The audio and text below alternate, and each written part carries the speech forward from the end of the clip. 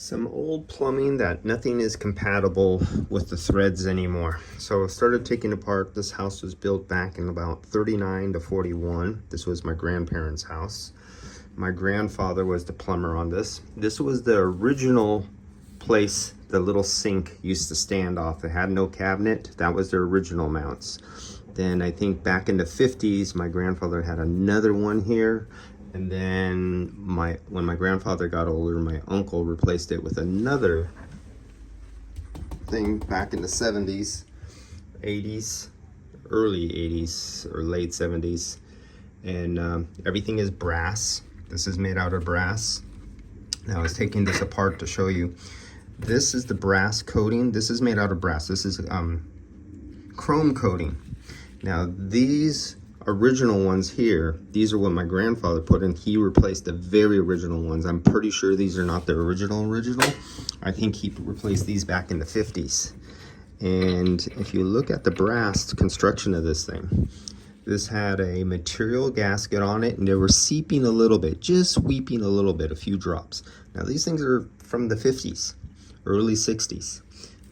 When my grandfather left Treasure Island TI, a naval base, to become for his own, when he started his own plumbing company. And if you look at this, when I went to take it off, it's stuck there, but this is all brass. That's 100% brass. And my grandfather used to tell me, do everything in brass. Don't use any black iron. Don't use any of that cheap coated stuff. Everything had to be brass. And if you look way down there, the seat on that isn't in really bad condition. There's a little debris. We get debris in our water, so there's a little debris buildup down there in the bottom settlement. But that surface, my grandfather had a tool, and he used to take me out on jobs. And that surface down there is clean enough you don't have to refinish it or anything like that. But there was a tool that you would stick in there, and it was like a valve grinder, like when you would lap valves. You'd stick it in there, it had little blades on it, and it would clean that surface. So you had a clean surface. So when you put a new gasket, that gasket's replaceable. There's nothing wrong with the metal. The chrome plating is in pretty excellent condition. Figuring this is older than me, this is about 60 years old. You could tell that by the old standard writing. This is the old original. This.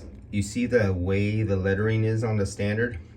Only really old plumbers in their 80s and 90s would recognize this. This is one of, oh look, made in America. What a surprise. So this is perfectly good. There's nothing wrong with it, other than nothing matches this thread. This was compression thread. This was made for compression fittings for pipe. So there wasn't rubber pipe. Nobody ever used rubber pipe or any braided pipe. That wasn't invented yet. So my grandfather used to bend copper, like copper piping that was plated. And this was something I put in, I think in the early 90s, mid 90s, I put this one in. But they weren't long enough to reach these original. And so all I did was I cut the original and I adapted them on to what was here. So I used the original pipe from like the 50s, 60s. And I kept the original ones. They didn't leak at that time when I replaced this. And they're still good. They're just seeping here. They didn't leak out here. The faucet was leaking, and the tip got broke off, the aerator. And so I'm replacing the whole thing. But I could not find adapters from this compression fitting to go to the new style fittings that they use nowadays. That is not the same thread. This is a little bit different because it was meant for compression fittings that would slip over here with a brass ring and compress down. And I'm not going to use those, and I didn't feel like making new copper pipes, which I can because I have 3/8 copper for doing air conditioning, so I can easily make these. But the new faucet doesn't have this style. The new faucet has this. So I'm not going to go through the adapter mess. I am going to rebuild these faucets, but they just won't work here because my grandfather had all the gaskets and washers and bushings. And if you go down into here, that is a material washer that's right on the surface of a packing. So in the old days, they didn't have real rubber gaskets. It wasn't the kind of rubber that we use. Let me see if we can get that out of there. Come on. There you go. So this is a material, kind of like a fiberglass, Bakelite kind of material that was compressed like a hard fiber wafer. That was kind of like their washer. They lasted forever, as you can see, compared to what's now. Then below that, you have a metal washer. So this is a metal washer. You could kind of see the shine of the copper. I scraped it a little. And then on the inside, you see that black in there? It's not a rubber bushing. It's a graphite impregnated material that was kind of like rubbery, but it had graphite in it, and it was fibrous.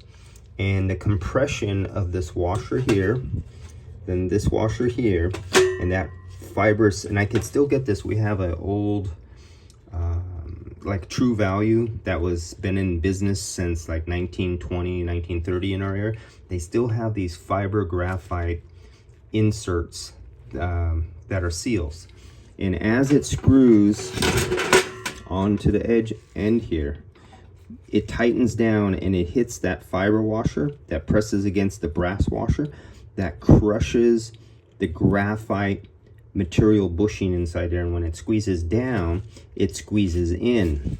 And as it squeezes in, it squeezes around here, and so no water gets by here.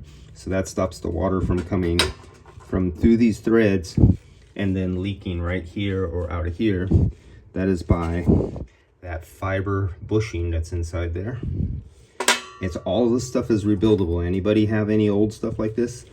I take that screw up. That's a brass screw, so it's not rusted, and it'll come out probably easily, just as easily as if you look inside there how clean that is. That's brass inside. It has a thick chrome plating. This is the original screw. It's in excellent, there's no corrosion on it, and the head's in excellent condition. Usually some do-it-yourselfers would get to that and mess it up. And so this will be reused again. I'll probably repurpose it downstairs or back in the back shop, and it'll stay in this house for another 70, 80 years. And that is what's going on here.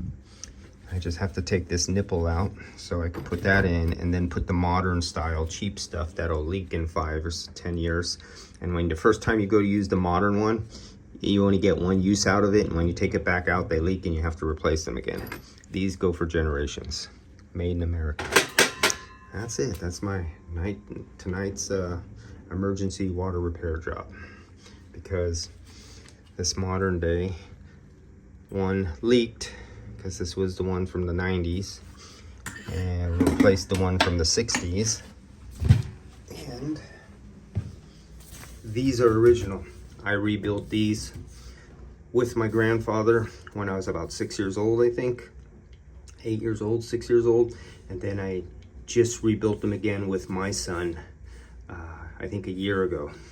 These are still the original turn knobs from the 1940s. All right, that's it.